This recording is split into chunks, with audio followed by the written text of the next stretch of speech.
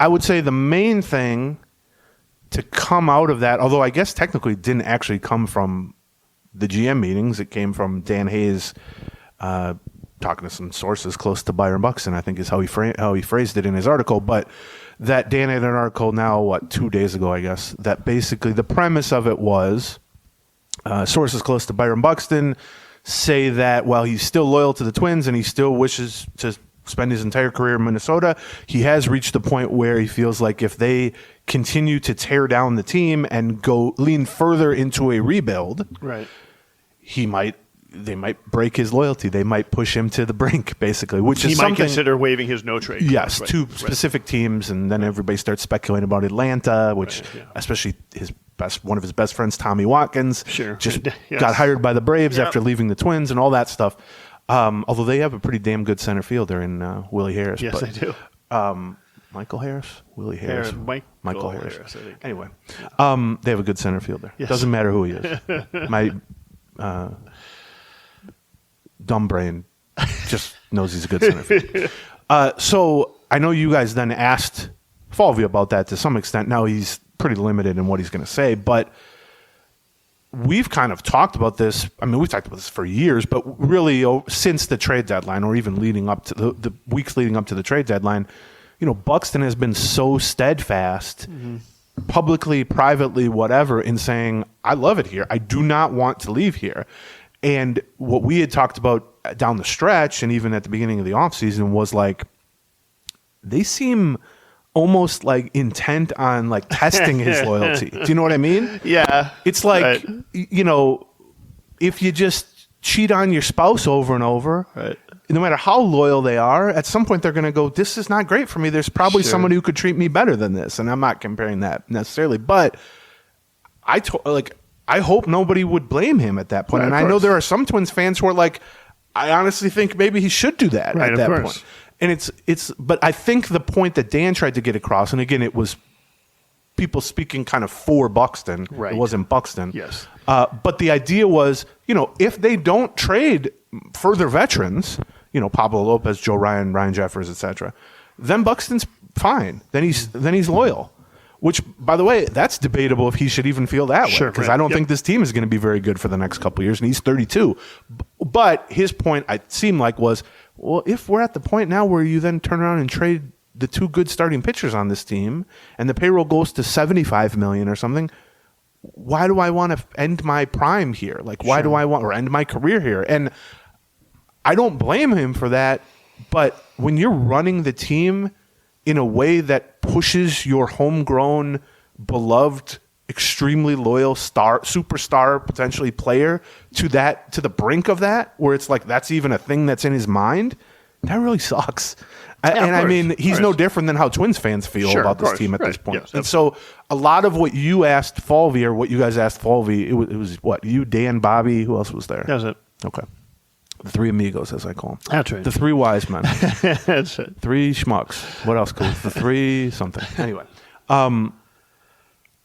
He was asked specifically about Buxton, but then pretty much and his answer about Buxton was basically, well, we haven't heard anything from him. Yeah, right. But the bigger, driving questions were what Buxton's probably asking him, which is like, are you going to take further from this team, or are you going to add to this team? And we can get into that. You got all the quotes. You sent me the transcript, so I got a bunch of stuff to ask you about that. We can even read some of the exact quotes and stuff. But let me give you my impression. It all revolves around the same thing. Whether it's the team, whether it's the payroll, whether it's Byron Buxton, it's what is the direction of this team? And if the direction of this team is not to try to put a competitive roster on the field for 2026 or 2027 or 2077, whatever, right, then fans and Byron Buxton and Pablo Lopez and Joe Ryan and us and anybody else is going to have a pretty strong reaction. It's okay. It's okay with all of us checking out. Right. That's basically. Right, some of us can't request a trade to Atlanta. It is unclear to me where on the continuum the Buxton talk is. Like, on the one hand, it can be like, Buxton is, expressing this to people because he's looking to the future or something like that. Right. On the other hand, there is sort of a component.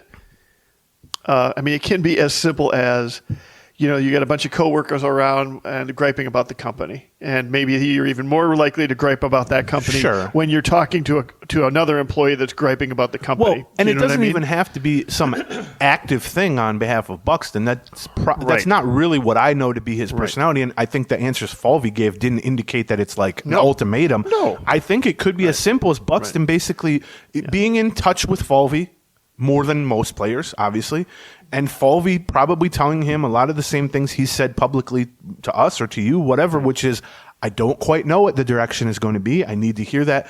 And it could be as simple as Buxton saying, well, if the direction take a left here, and you start parting with the only 3 or 4 good players on this team, my viewpoint of this team is going to change. And it's not an ultimatum. It's not like, do this and trade me. It's like, if the reality of this roster changes further from what is already a pretty not great situation, I don't even think Falvey would blame him for that at that point. I think after the trade deadline last year, what you get the sense of is, there were a lot of players talking amongst each other about the hell's going on here now. Right. You know what I mean?